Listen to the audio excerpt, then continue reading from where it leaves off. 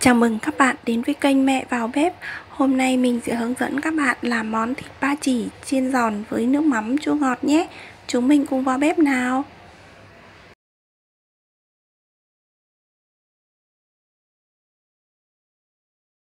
Nguyên liệu chúng ta chuẩn bị gồm thịt ba chỉ. Chúng ta chọn loại vừa có nạc vừa có mỡ và liền thớ như thế này thì khi chiên món thịt của chúng ta sẽ ngon hơn. Và chúng ta sẽ cắt miếng vừa ăn như thế này. Hành, tỏi, ớt, giấm, nước mắm, đường, mì chính. Chúng ta bắt đầu làm nhé. Trước tiên chúng ta sẽ trần thịt lên trước.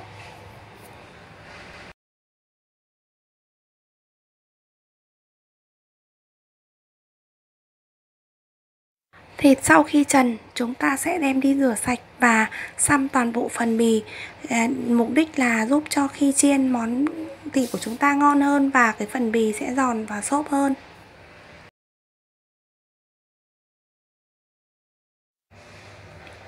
Tiếp theo chúng ta sẽ sát muối lên trên bề mặt của bì.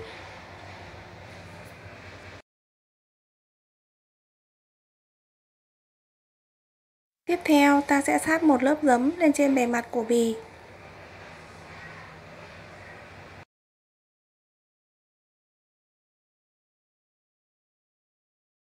Sau đó chúng ta sẽ xếp toàn bộ số thịt này vào trong hộp và để ngửa toàn bộ phần bì lên trên. Sau đó chúng ta sẽ cho vào ngăn mát tủ lạnh. Khoảng 1 tiếng sau thì chúng mình mới đem ra chiên nhé.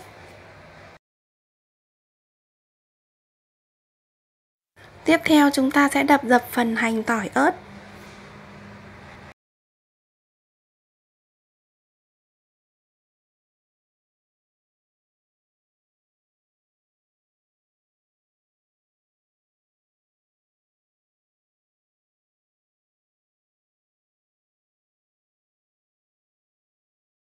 Sau đó chúng ta sẽ băm nhỏ.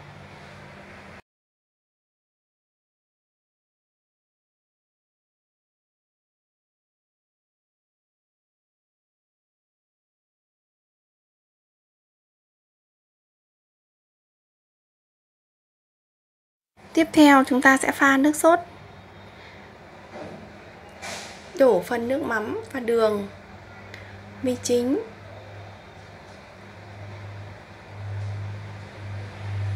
một chút nước lọc,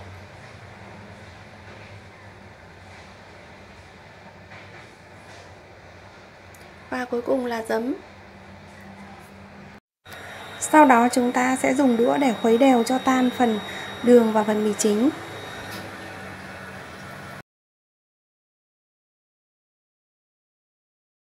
Tiếp theo chúng ta sẽ tiến hành rán thịt. Chúng mình sẽ chờ chảo khô và cho thêm vào đây một chút dầu.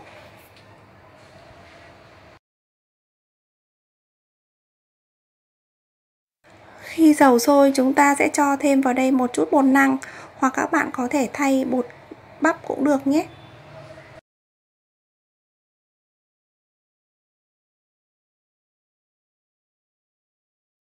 Sau đó chúng ta sẽ cho thịt vào trong chảo để chúng ta tiến hành rán.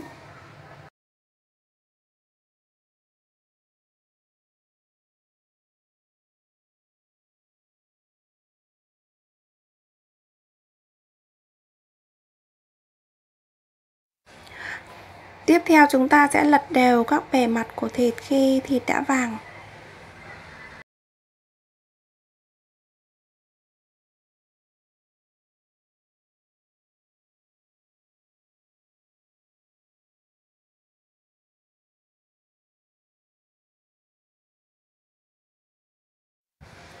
Tiếp theo chúng ta sẽ phi thơm phần hành, tỏi, ớt.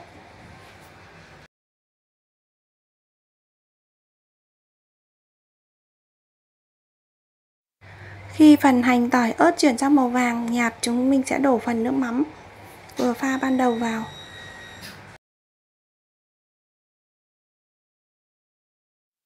Khi hỗn hợp nước mắm, hành, tỏi, ớt sôi, chúng mình sẽ đổ phần thịt chiên vào. Trong quá trình chiên thì chúng mình sẽ lật dở thật đều các bề mặt để cho món thịt của chúng ta được thấm đều gia vị. Và đây là thành phẩm của mình, món ăn rất đẹp và màu sắc cũng rất hấp dẫn phải không các bạn? Với cách chiên này thì món thịt của chúng ta sẽ lên màu đẹp hơn và phần bì cũng giòn và xốp hơn. Chúng ta có thể áp dụng cách chiên này với món cá, giúp cho món cá của chúng ta cũng giòn hơn và lên màu vàng đẹp hơn nhé. Nếu ai đã ăn món này một lần thì sẽ nhớ mãi đấy. Và hương vị của nó cũng rất tuyệt vời. Chỉ với cách chiên thông thường này thôi, nhưng bề mặt ngoài của món thịt thì rất giòn, bên trong thì mềm và hòa quyện với hành, tỏi, ớt phi rất là ngon. Các bạn nhớ chia sẻ cho bạn bè của mình cùng làm nhé. Nếu thấy video của mình hay, hãy cho mình một like và đăng ký kênh để nhận được nhiều video mới từ mình nhé. Chúc các bạn thành công với món ăn này.